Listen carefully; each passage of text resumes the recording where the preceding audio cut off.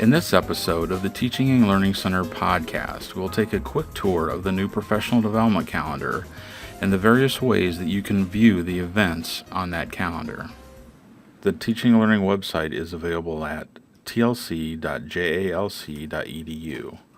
You'll notice there's no www or anything, it's just tlc.jalc.edu. It's also available under the faculty and staff links on the Johnny Logan homepage. Once you arrive at the Teaching and Learning site, the Professional Development Calendar is available here in the navigation bar. You click on Professional Development Calendar, and by default it comes in a monthly format. You have the ability here in the upper right to switch between month, a list view, a weekly view, or a day view. And let's take a look at the list view. The list view shows upcoming events in a list which includes time and date, location, and a description if there's one available. And you'll notice the color coding. We'll get to that in just a minute. If you look at the weekly view, you'll see the items just for the current week, and then you can navigate back and forth with the previous week or next week to see other weeks in this view. I'm going to go back to the monthly view and show you a few other features here. You'll notice the color coding here at the top, and if you'd like to see things on the calendar, say just things that are like brown bag lunches, if you click on that, it will gray out everything else on the calendar and just leave the brown bag items in full color. You click on it again and it will restore the color to all the items. To see more information about a specific event, you can click on that item and it'll open up and take you to a page which has the time and date. It also has the title and a description if there's one available. To know the location, you want to look for venue. And that's going to be useful when we have things off campus at one of the satellite campuses, or if we have links out to events that are happening at SIU or somewhere else. So there is a Google map associated in the venue area. Otherwise, it will list like the room in the Johnny Logan. Above it is a list of who the organizer is and other details about the event. If there is contact information, that information would be available here.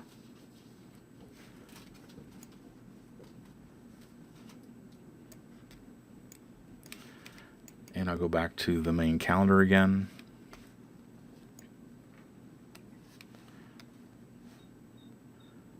One thing you'll notice is when you mouse over events in certain views, it will pop up and give you more information.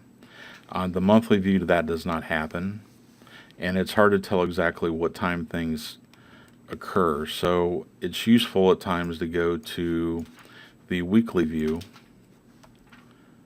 and when you see the weekly view, when you mouse over, you do get a description, and it also puts things onto a time grid so you know what time of day those things are.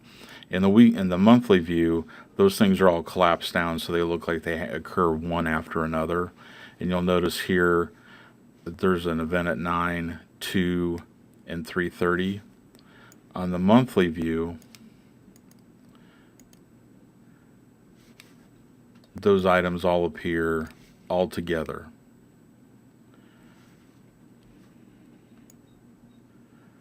Another thing is these things can be imported into your Outlook calendar or any other calendar like Google that you may be using. You can export in an iCal format. If you're not familiar with how to do iCal exports and import them into calendars, you can see our video on how to do that. But just a note on the way the things work here, if you click on the import month events, it will give you an iCal file that you can import, and it will be for the entire month. And it's normally just going to give you the events that have not occurred yet. Now, if you want just a week's worth of events, you can go to month and look at the week. And if you go to the bottom of the page there, you can export the weekly events. Now, it's only going to export the current week's events. If you try to go to next week's events and do an export, it will not give you those events. It will only export the current week's events. And if you go to a specific event, on that page you have a place where you can import it into a Google Calendar or get that iCal file that you can import. And that will import all the information about that event. Also, when you're on individual events, you've got the ability to click through the previous and the next event that occurs later in that day, or the first event for the next day.